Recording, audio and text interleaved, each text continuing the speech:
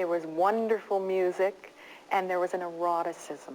There was also, it reminded me, I remember the first one I saw, it was like the first time I saw Roxy Music and Brian Ferry. There was a marriage between glamour and music and sex and rock and roll. Oh, there sounds you go. like a That's good mixture my to me. version of it. Could you say that again? Yeah, music to your ears. But did you think of it? Did you? Well, I mean, I think some of it comes naturally, and other things, of course, you think about. I mean, we grew up with, you know, aside from the Beatles that we were talking about, we grew up with 70s music, glam rock, punk rock, and disco, all of which were very individual movements and very stylish in their own way. And you put it together. And yeah, and that's, I mean, certainly that's where our influences come from, so some of it must have rubbed off. And we wanted to make this hybrid of dance and rock and punk and electronic.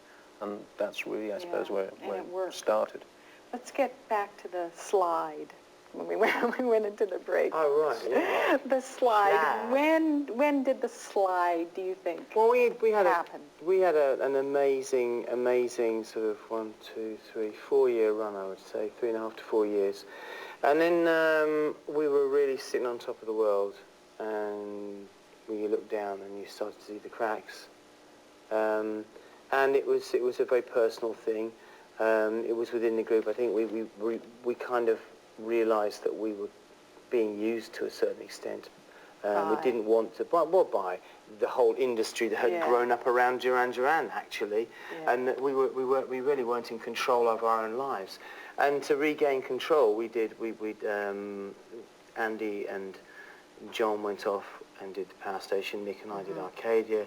Roger did a little bit on both projects, but it suddenly kind of changed things, and it was never the same after that. Andy became disgruntled and didn't want to be in Duran Duran anymore, and wanted to be a rock star, and so things changed. But I mean, in a funny sort of way, you know, we came back and we made Notorious, which I think is one of the best Duran Duran albums ever. It's incredible. It was John's dream to have a really funky band, and with Nile Rodgers playing guitar, that was possible for the first time. It was very to be funky. really funky. So okay, we weren't the original thing, and I think that put a lot of people off. A lot of kids who maybe grew up with the band felt, oh well, they're not the same band I fell in love with, so I'm going to say goodbye now, or I'm not quite as interested. So you could say the side started there, but for us it was just like where we started moving on, where we started growing up, actually. But is it that simple? It's hard when you follow what's inside and where you want to move forward, but it must be also very hard to give up that fame and that... Well, it wasn't a question of giving it up. But it just changed, slowly, it just changed, and we became preoccupied with different things. You know, we were that very lucky too, you know, because I think for some people the whole thing just falls apart. For us, we felt, well, we reached this peak, and we can't just stand on this peak forever. We knew that. You never know which direction it's going to go in, but we knew we had to explore different territories. And fortunately, there was a lot of countries in the world we hadn't really spent that much time in. A lot of the Far East and South America, and because we hadn't been there, when we visited there, it was just as crazy as it was everywhere else. So to you, it was a different view. Yeah. How did it feel, though? Because when the press turns and...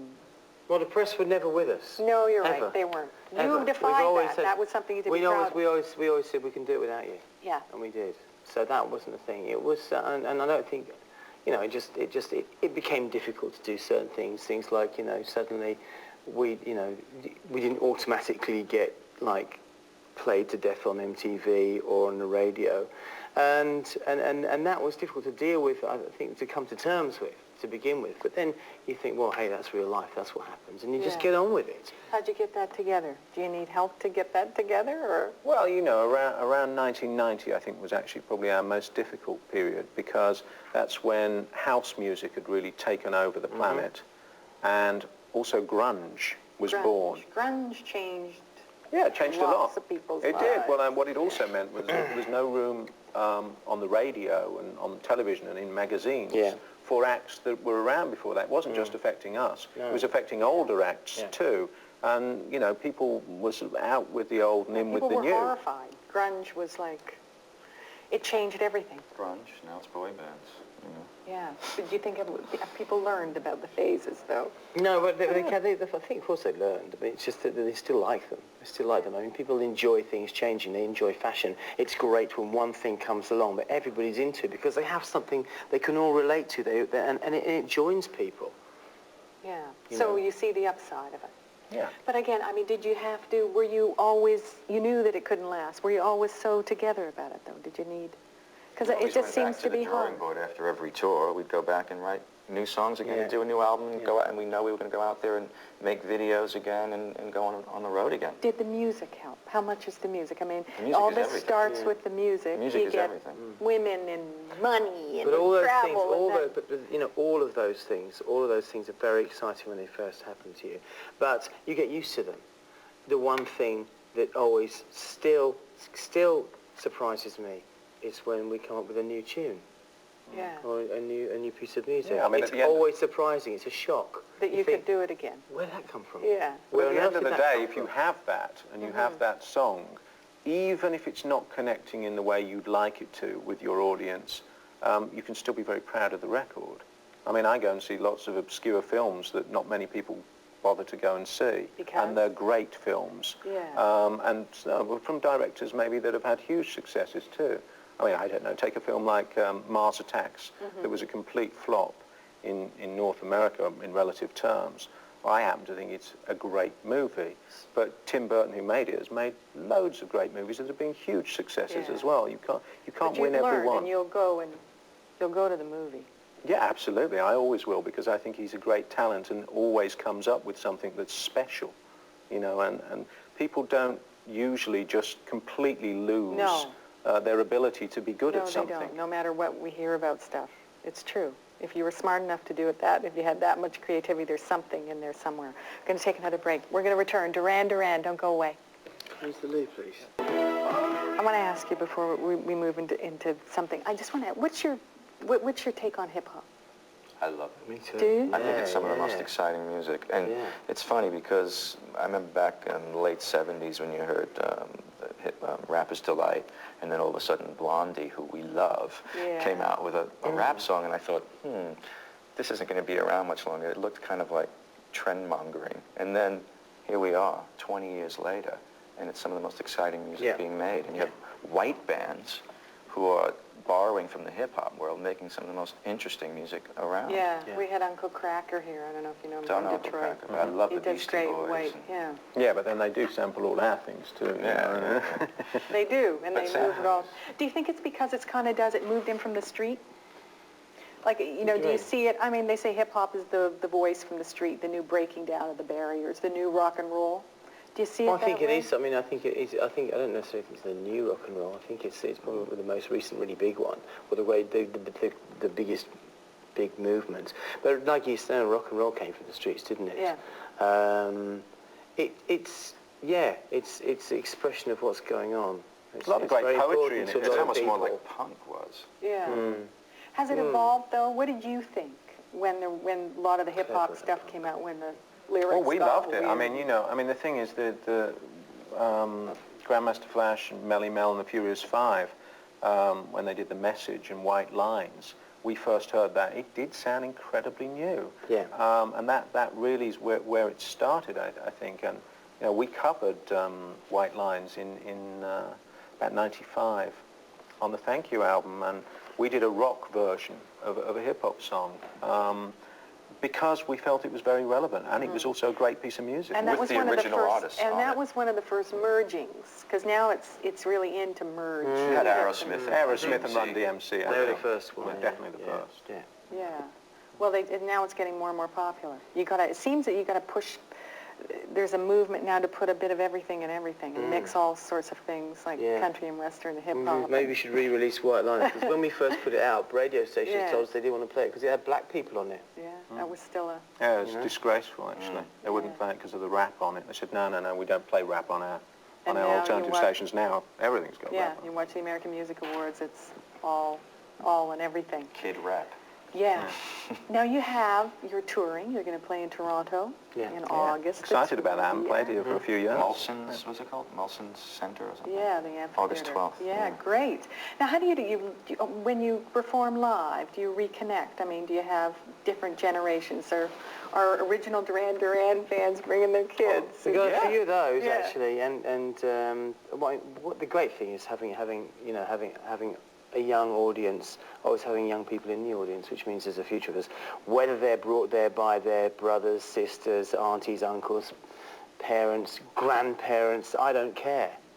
You know, we got a whole mix of people come and see our shows. And the one thing you can't get when you go out to see a new band is a history of hits. Yeah. You know, we can turn people on to our newer music, and we've got so many songs to choose from the last 20 years to give people a great show. And it's people's lives, Yes, exactly. isn't it? It's like the Stones. Stones do the same thing, and they keep going. Are they kind of, do you look to them and see what they've done all these years and kind of Well, the Stones, we're all fans of the Stones. I mean, they've written some of the greatest songs out there, no question. And I think when people go and see them, that they do expect a show that's going to span their careers, which is what they get. Sure, they look to Chuck Berry and Bo Diddley and go, we got to keep going. They're still doing it. Is it hard when people want to talk about the past all the time, though? Is it hard to get... It's harder for Warren. It's the 80s for me. But hang on, he's getting more and more. He's getting more of a past You were a Frank Zappa guy. That was the 70s. That was. You know, Missing Missing Persons Persons was in my life. Missing Persons was the first part of the 80s for me. Duran Duran was the second half of the 80s for me. Yeah. But I love the 80s. I mean, He was our missing person, you see, that's what it was, right? Just a long time ago. You know, it's like if you know, if we were talking in 1982, we'd be talking about 1964. You know, it's like, how were the 60s? You know, were people talking, when Stones put out Start Me Up, I think that people were asking them about Satisfaction. And they were. They were. They probably were. Hey, if Steven Spielberg were on the show with his new movie, I presume, you know, you'd be talking about E.T., right? You're right. You've got to deal with it. It's part of the go. Yeah, you just got to face it as part of what gets you to where you're at. Yeah. And where do you want to go? What do you want to do? I want to go to the loo. I know you know, we're not letting I want to go to the moon. Buzz Aldrin. Buzz Aldrin. Yeah, there you go. Go to the moon. Do you think the 80s got a bad rap? I mean, when we look back at the 80s... Yeah, Well, I I think in the 90s the 80s got a bad rap, but I think that was, you know, there's always a reaction against, you know. I think historically people will look at it and actually view what came out of it and perhaps realize, I mean, take it away from the music thing for a minute. I mean, there's incredible things coming out of the 80s. I mean, the art world, I mean, the whole New York scene at that time was amazing with Jean-Michel Basquiat and Keith Haring and Julian Schnabel and Francesco Clemente and, you know, it was really something. And clothing, look at that. I mean, it's kind of like that yeah, look at those like pants. that thing from The Third Man, though, isn't it? When Orson Welles says, you know, peace, who needs peace? You know, in 200 years of war and suffering, the Italians came up with Leonardo da Vinci, Michelangelo, etc., etc., etc. In the same time, in Switzerland, when they had peace, what did they invent? The cuckoo clock. You know, there was greed. There was a very dark side to the 80s. Yes, there was a lot of people on the make. But you know, it was a rough time, and there were some very exciting things sort of happening in that storm. Yeah, because the 70s, they had the 60s, and the 70s was down. Did you go to Studio 54? Yeah. Studio 54. Did you see the movie? And that was kind of one of the first beginnings of it. See the movie? No. The 80s revisited seems to be a big deal in the movie. We're waiting for the 90s revival, actually. And what will they say about the 90s? 90s, I don't know. I don't know. I mean, not a lot. That's supposed to be grunge, won't it? Well, musically, there's some... But, you know, music, you can't judge everything by music. I mean, musically, there's some great things have happened in the 90s. In the 90s, we had wars on TV for the first time. That was interesting. Yeah. That changed our lives. Sure did. Yeah. Well, it was wonderful to have you. It was great. It was great to meet you. Congratulations on Pop Trash. And congratulations on everything. And it was great. So you're geared up to tour? You're all... Absolutely, yeah, we're looking forward to it. I mean, first time in a while. It's a big tour, all through the summer, all through North America, and sadly only one Canadian date. Yeah, how come only Toronto. one? Just scheduling. Didn't work out? No, we want to come back. If this goes well, we'll be coming back doing lots of them, I'm sure. Oh? Yeah. Okay, well, okay, so August 12th, we have to make it go well? I hope so. Okay, well, thank you so much. It was Thank great. you. Great to meet you all. Thank you very much. Great. Okay, thanks kindly. We've been speaking with Simon Le Bon, Nick Rhodes, and Maureen Cucurullo of Duran Duran. New CD, once again, is called Pop Trash. They will, once again, be back in Toronto. You have to make it work August 12th. For their only Canadian concert, they'll do more. If it's a smash hit, don't go away.